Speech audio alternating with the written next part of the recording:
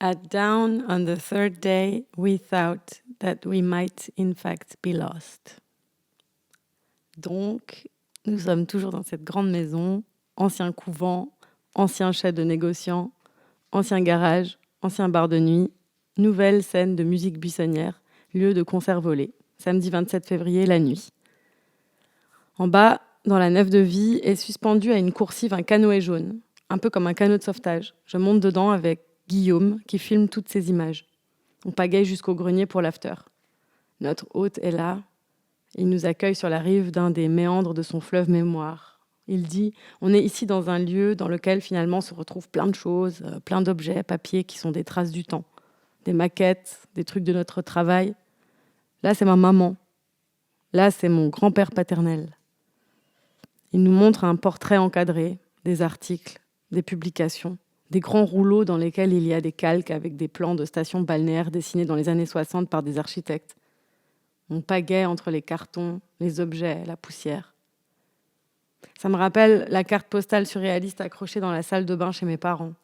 Sur une peinture, il y avait un canoë avec dedans des explorateurs sur le plancher d'un musée qui regardait les tableaux exposés, avec une phrase écrite dessous. À l'aube du 3e jour, nous pensons qu'en fait, nous nous sommes peut-être vraiment bien perdus. A priori, nous sommes au large des îles du Rosaire, qui, paraît-il, sont extrêmement difficiles à approcher en bateau. Michel Richard s'apprête à nous faire la lecture d'un texte d'Alfred Alexandre, une légende qui parle d'amour. Monsieur Gadou a troqué sa guitare contre un voilier. Il vogue tout doucement sur l'océan de cet amour impossible à approcher. Très lentement, le récit fait le tour du récif. Quelqu'un ronfle dans la cabine du capitaine. Je pose quand même la question à Michel, pourquoi il a choisi ce texte ? Il me dit, c'est parce qu'il se situe dans la zone des sentiments et que dans les sentiments, il y a des idées avec leurs contradictions.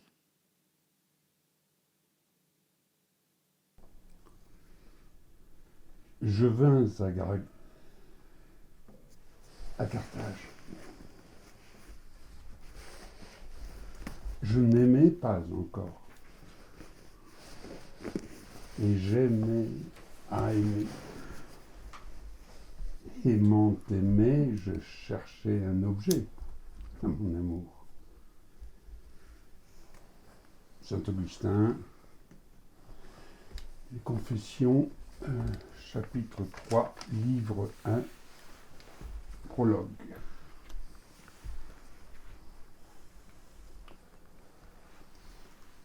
C'est à Carthage, l'antique ville africaine incendiée, qu'Augustin, renonçant à l'exil, entrevit que la grâce est l'autre nom de l'amour.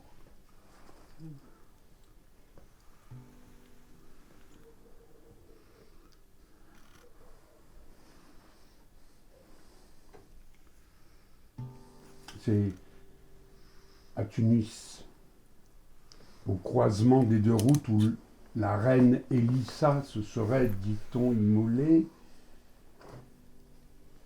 qu'un poète amoureux du silence me fit entendre la légende de Léla et Majnoun comme visage désormais apaisé de l'amour impossible.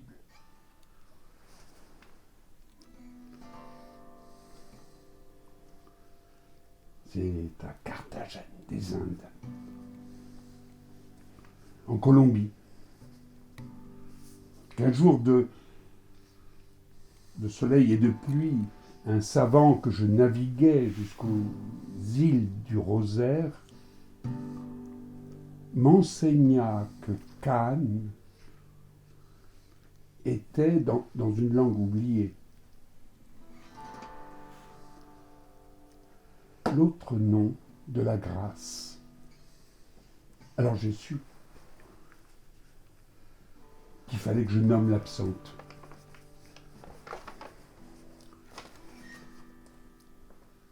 Les îles du Rosaire. Leïla,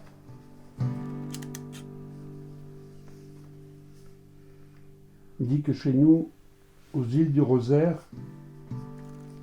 les vagues sont aussi lentes que nos paupières, alourdies par l'ennui. Leïla,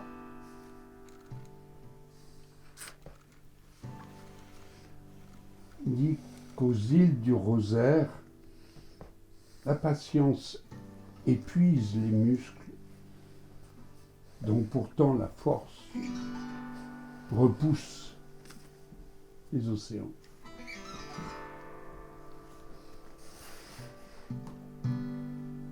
Leïla dit qu'en une seule prière, les îles du Rosaire, en un grain de sable, ont concentré tout l'archipel.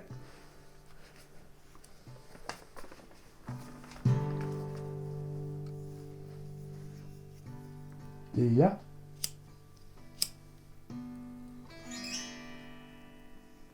dit que chaque fois que le vent nous ramène vers l'archipel, les plus vieux disent que nous allons comme des errants. Que chaque fois que nous jetons les voiles, ils disent que nous avons perdu le sens du pays.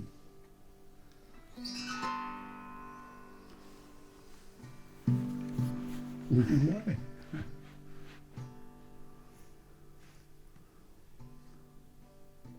dit en souriant comme une énigme qu'elle sait ce que nos îles doivent aux voyageurs, à ceux qui partent et ceux qui reviennent, autant qu'à ceux qui se sont perdus en haute mer.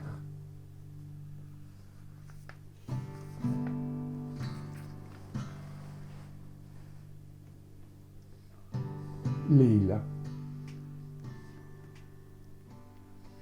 dit que, comme les vieux qui m'ont transmis la lente dérive où ils arpentent l'archipel du Rosaire, elle sait ce que d'île en île il faut naviguer pour ne pas mourir.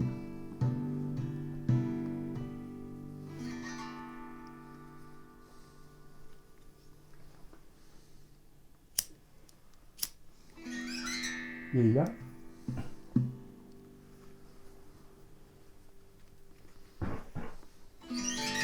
dit qu'elle sait qu'au bout du pays, il y a une île. Et puis une autre. Une autre encore. Toute la mer à habiter.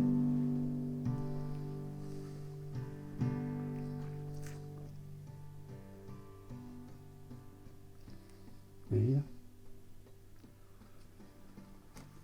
dit qu'elle sait que l'océan est le grand souffle où mes baisers lui apprennent de nouveau à respirer. Leïla dit que chaque année, des milliers de voiliers rêvent de voir les îles. Leïla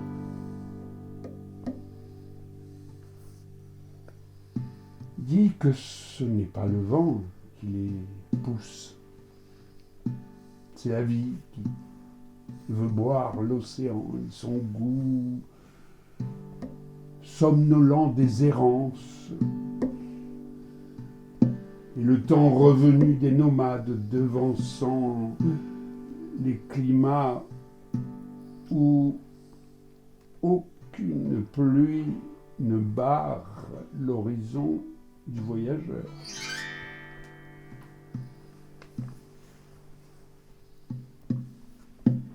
Et là,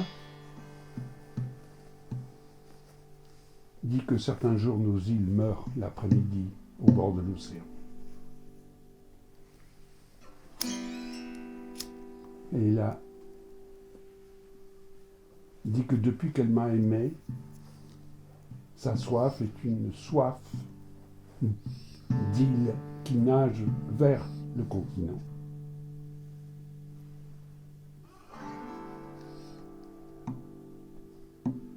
Leïla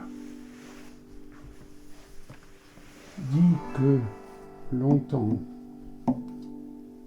elle a cru ne jamais mériter même la caresse d'un grain de sable, cherchant du bout des doigts l'amour sur son visage.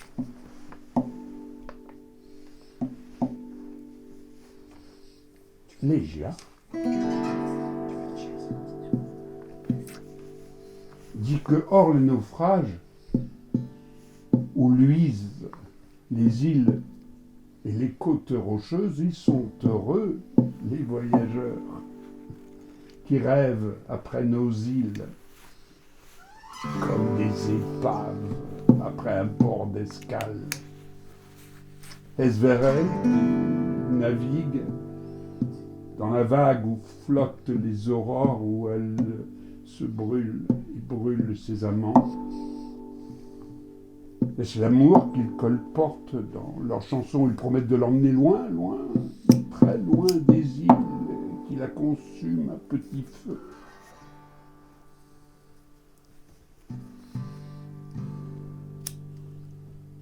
Leïla dit qu'au réveil, ses yeux noirs dépliant la lumière,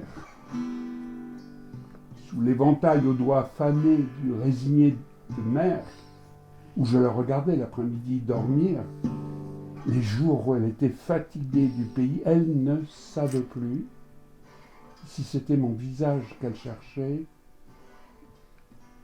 ou au loin la voile emportant la dernière tentation de l'exil.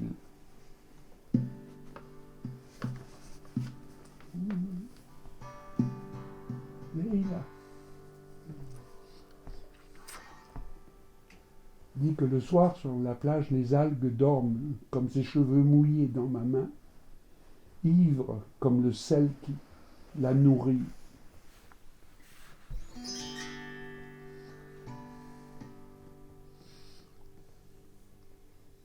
Leïla dit que le soir, les îles dansent, le ventre nu, près des autels, où une jeune fille qui lui ressemble aguiche la voile qui au matin inverse le souffle des caravelles.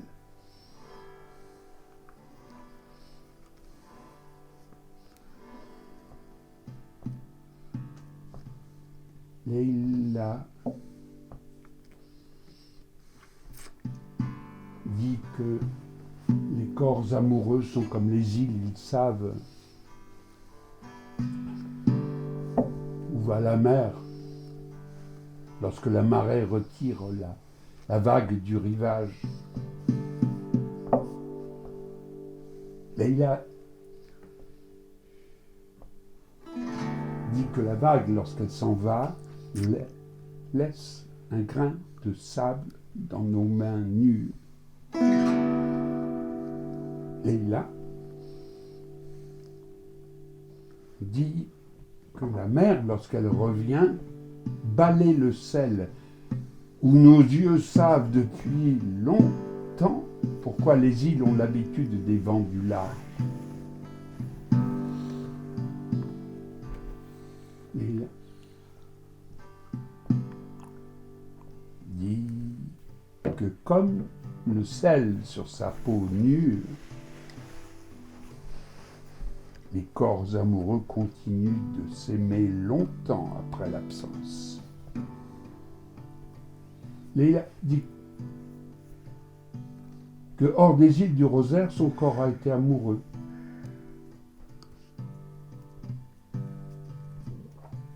Leïla dit que ce premier exil lui a ouvert tous les voyages qui restent à faire et ceux qu'elle ne fera jamais, sinon un jour à mes côtés.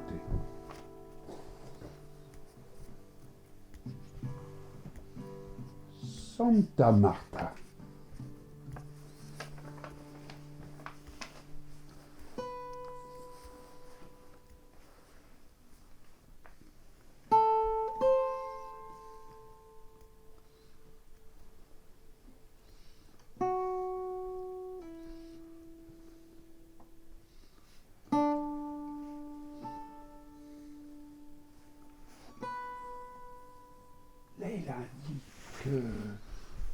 qu'elle veut aller plus loin pour que le sable garde son secret. Leila dit qu'elle sait que la navette prolonge la côte jusqu'à Santa Marta avant le soir de revenir compter les vagues qui séparent l'île du continent. Leila dit que plus d'une fois nos pays se sont eux-mêmes reniés. Leila dit que l'inquiétude ordinaire des îles rend chaque jour l'amour impossible.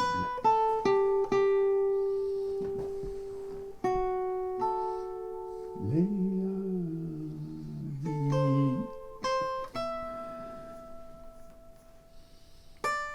que loin des îles, ma voix deviendra muette, et ce savoir est une blessure où elle lancine comme une vague molle.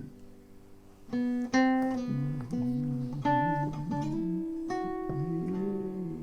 a dit qu'à Santa Marta s'intéresse un jour. Elle rêve d'un pays qui nous appartienne enfin. Il a dit qu'à Santa Marta, la statue du Libertador est aussi lisse que la surface de la mer. Les jours où son visage a pleuré devant le bateau citerne égaré sur la place. Leila dit qu'au bas des anciennes forteresses, les couples infidèles s'abritent. Et aucun sermentement et l'amour, lorsqu'il vient, dure ce que dure la traversée de la baie.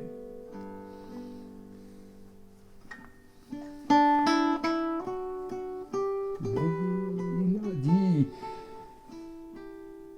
qu'elle sait pourquoi sur la plage de Santa Marta, le soir où les corps amoureux dorment penchés vers l'horizon, il a dit qu'elle ne sait comment me faire entendre, écho après écho, la rumeur où le sable amasse le ressac et le dépose sur la mer neuve, comme si chaque vague était une île et chaque île une vague qui nous éloigne.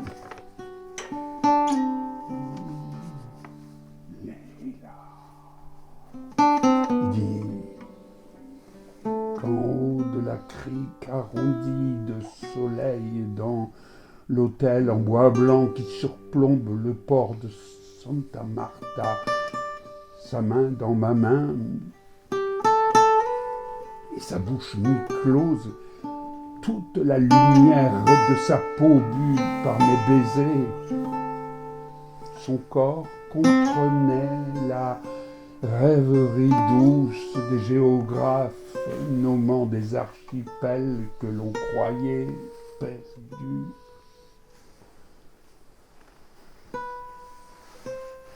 Il a dit que le port de Santa Marta est la respiration du continent.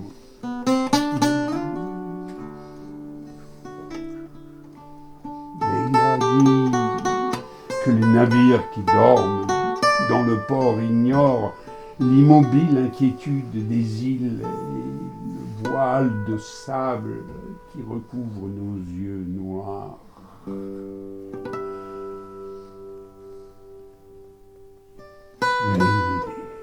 Il a dit hors des enfances où elle dormait sans exil, il n'y avait rien, ni grâce, ni parole. Avant ces longs silences où la mer avec sa vague, nous menait vers l'autel au-dessus de la baie et sa lumière lente comme le soleil après l'amour.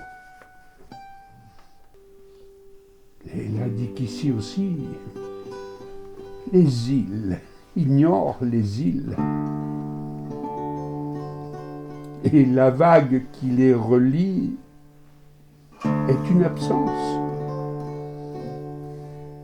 Là, il a dit que longtemps elle a su que Carthagène au large ouvrait un archipel où je viendrais me perdre puis la retrouver.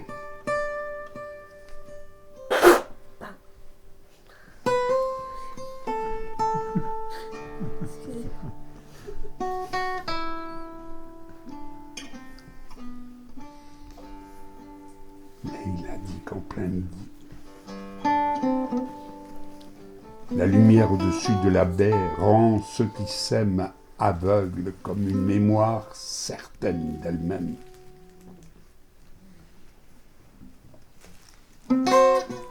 Et il a dit que le souvenir des calcaires de Tunis donne aux rues qui ont traversé les siècles la maturité des soleils hors temps, les jours où l'air marin peine à rafraîchir le cœur de la vieille ville.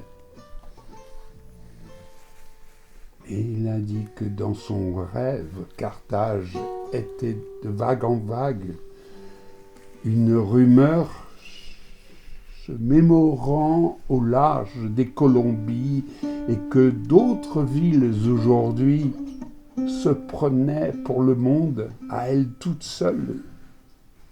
Certains après-midi où l'amour n'avait pas consolé les heures trop lentes, où l'appelait l'horizon des grands larges.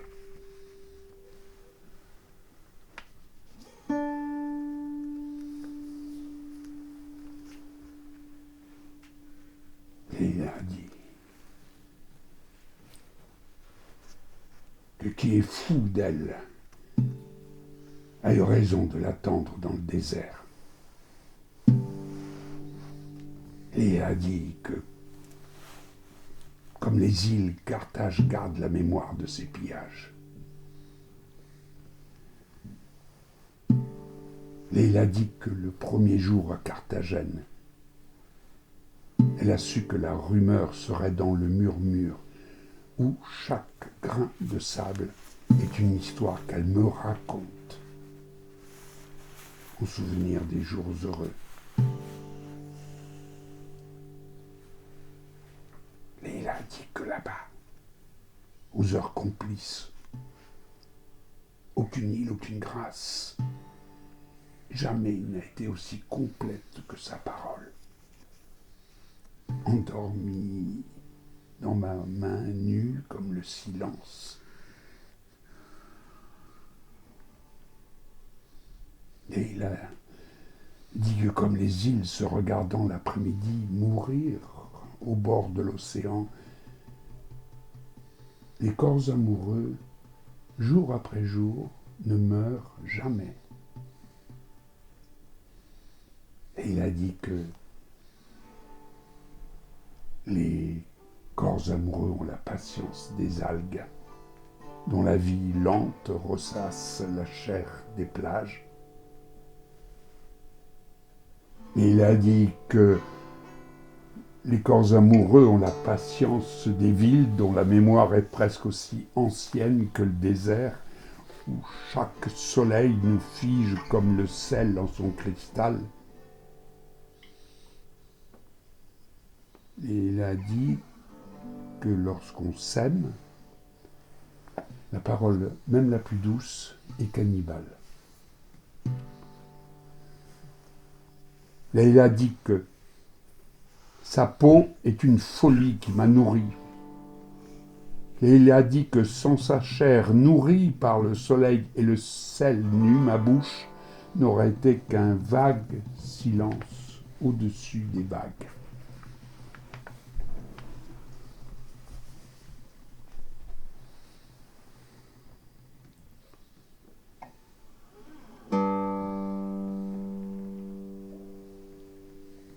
Et il a dit que si c'est ma parole qui trace cette lente dérive où la voile tire les aurores vers Carthagène, soleil après soleil s'immolant dans le désert,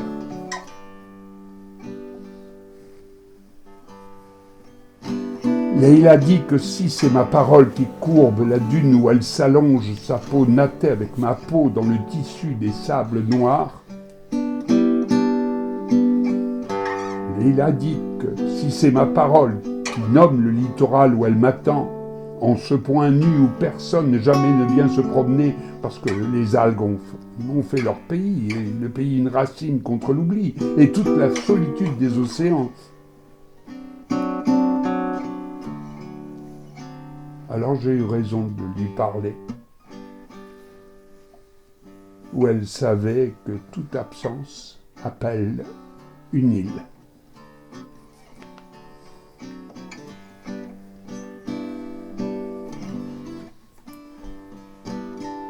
Mais il a dit que, comme toute pensée, chaque exil commence par une errance. Et il a dit que c'est pourquoi longtemps je l'ai cherché à Carthagène. Et il a dit que dans les grands incendies de soleil où Carthage de nouveau se baignait, comme les îles l'après-midi qui brûlent au nord de l'océan, il y avait des rues lentes comme un baiser, et les faubourgs où l'amour main dans la main flânait. Et il a dit que dans la ville haute, comme les flammes qui la perpétuaient, c'est là que j'ai fait le serment un jour de retirer des cendres les sables où nous avons connu des heures inouïes.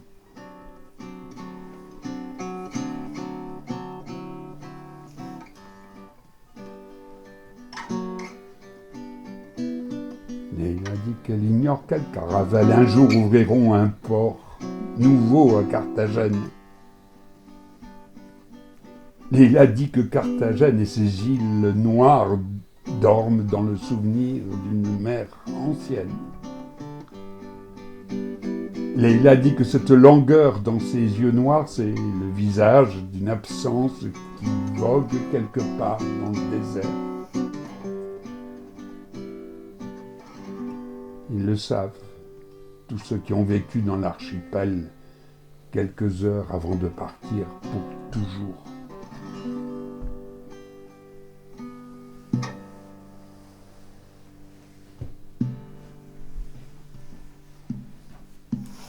Et il a dit que la veille là-bas, à Carthagène, dans la crique irradiée par le sel, la mer rassasiait le soleil. Et il a dit que demain, dans l'ombre, une vague cherchera la trace des couples moulés dans la mémoire des sables nus.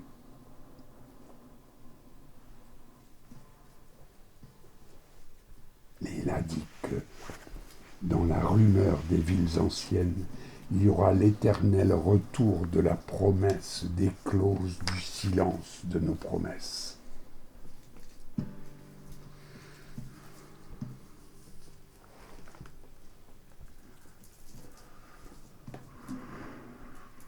Et il a dit qu'elles reviendront au loin, les îles heureuses comme une enfance, dans la lumière qui donne sa couleur bleue au littoral, et son bois sec, craquant comme des allumettes sous nos talons.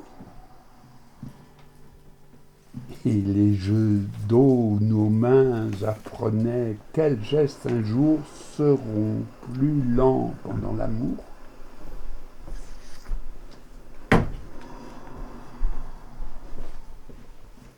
Lorsque dans le grain salé de sa bouche, posé sur mon épaule comme une pépite éclose de l'air marin, il y avait, sous la pluie tendre comme un baiser, son rire de petite fille, courant pieds nus autour de la courbe des plages. Et dans ce rire, les lents sourires Ou des années plus tard, elle viendra les sandales à la main, m'attendre l'après-midi, assise au bord de l'océan. Là,